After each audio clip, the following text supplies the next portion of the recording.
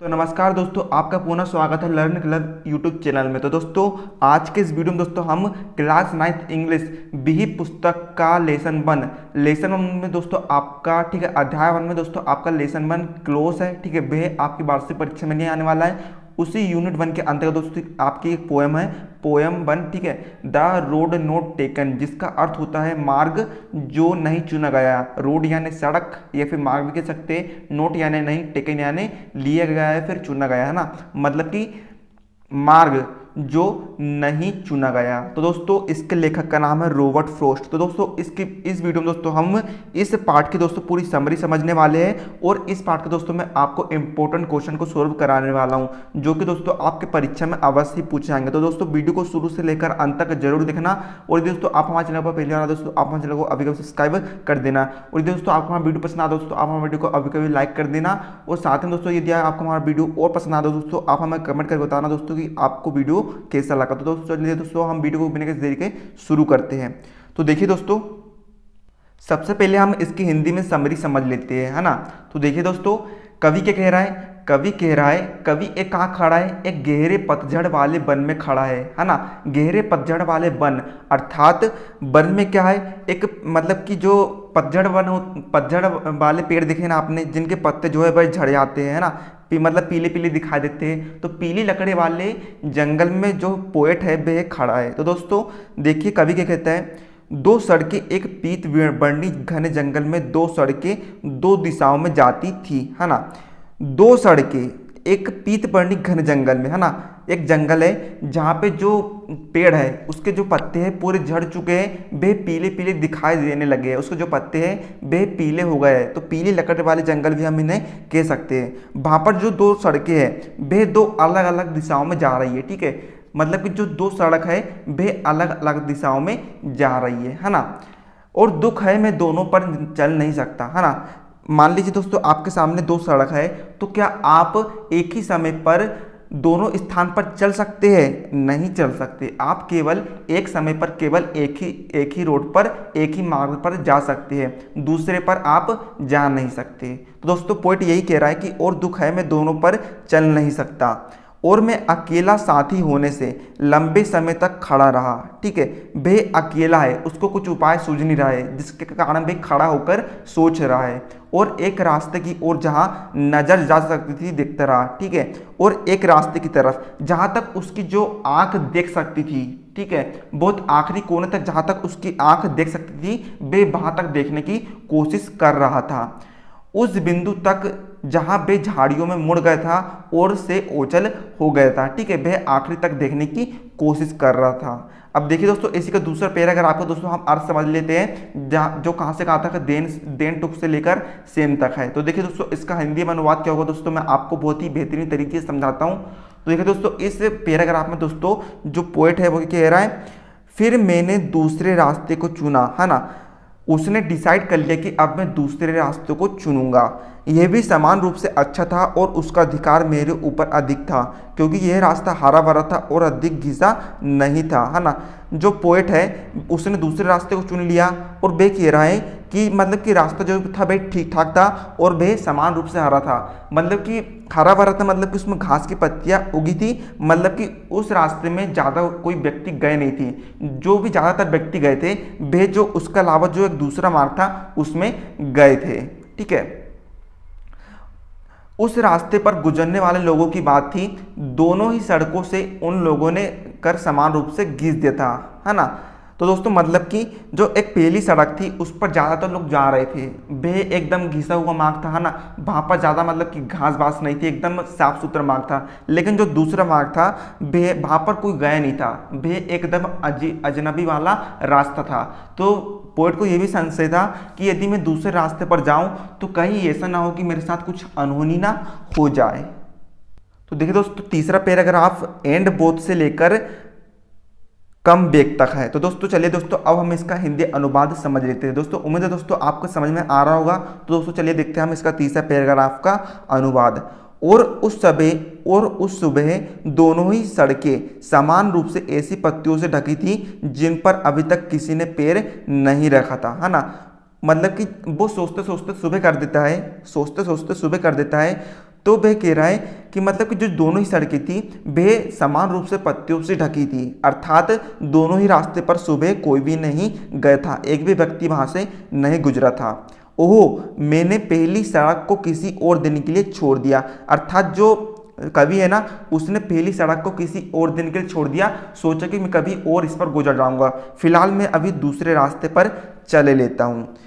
फिर भी क्योंकि मैं जानता था कि एक रास्ता कैसे दूसरे रास्ते पर ले जाता है, मेरे मन में शंका थी कि शायद ही कभी वापस आ पाऊँ, है ना। मतलब कि जो पोएट था उसको ये पक्का पता था कि यदि मैं इस रास्ते पर जाऊंगा तो शायद ही हो कि मैं कभी उस रास्ते पर वापस से जा सकूं।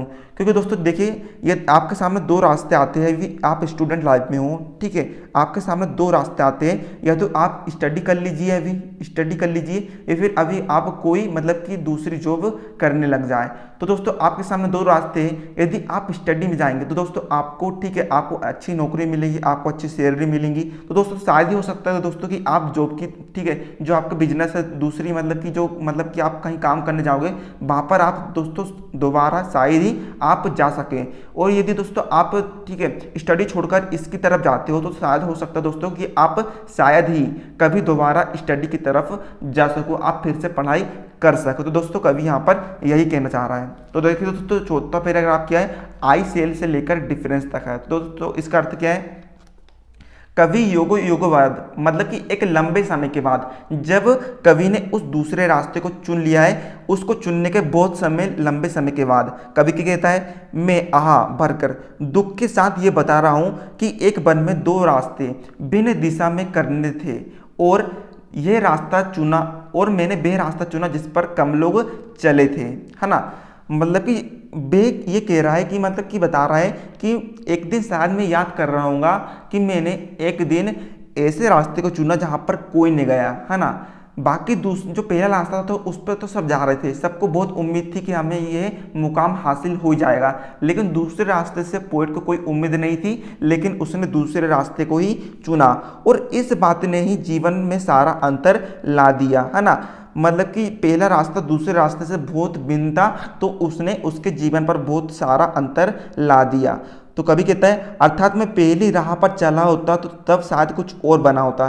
यदि वह पहले रास्ते पर चल रहा था, यदि वह पहले रास्ते पर चल रहा था तो वह कुछ और बनता, लेकिन उसने दूसरे रास्ते को चुना तो दोस्तों वह अब कुछ और बन गया है। रूसो ने कहा था कि if I am not better at least I am different, मतलब भले ही मैं बेहतर व्यक्ति नहीं पर कम से कम दूसरों से भिन्न तो हूँ। मतलब कि भले उसको मतलब कि वहाँ पर जाकर कुछ अच्छा प्राप्त नहीं हुआ हो, लेकिन उसको इस बात की खुशी है कि कम से कम मैं दूसरे रास्ते से, मतलब कि जो दूसरे लोग जो रास्ता चुन रहे थे मैं कम से कम उनसे भिन्न था। तो दोस्तों यहाँ पर इसका अर्थ ये निकल के आता है, ठीक है, इसका मोरल ये निकल के आता है कि दोस्तों आपके सामने जब भी दोस्तों जिंदगी में दो ऑप्शन आए तो दोस्तों आप उस पर बहुत सोच समझ कर विचार करिएगा।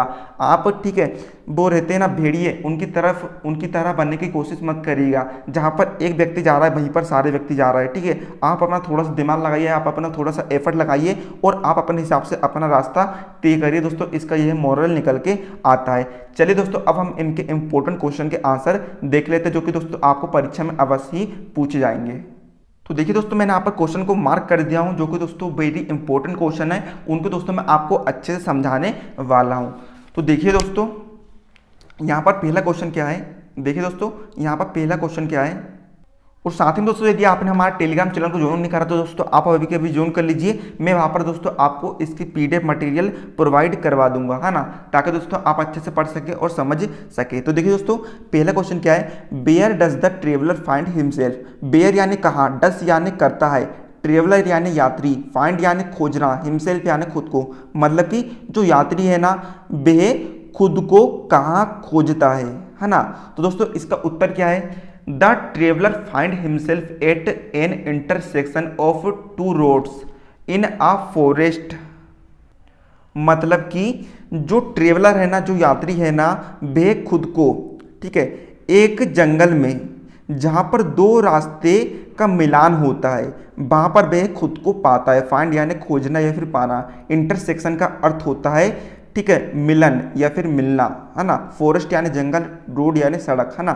जो यात्री है ना वह खुद को एक जंगल में जहाँ पर दो रोड का मिलन होता है वहाँ पर वह खुद को पाता है। इसका अर्थ ये निकल के आता है। दोस्तों आप इसे अच्छे समझ लीजिए और आपको इन्हें तुरंत याद कर लेना, तो दोस्तों आपको बहुत अच्छे से समझ में आ जाएगा।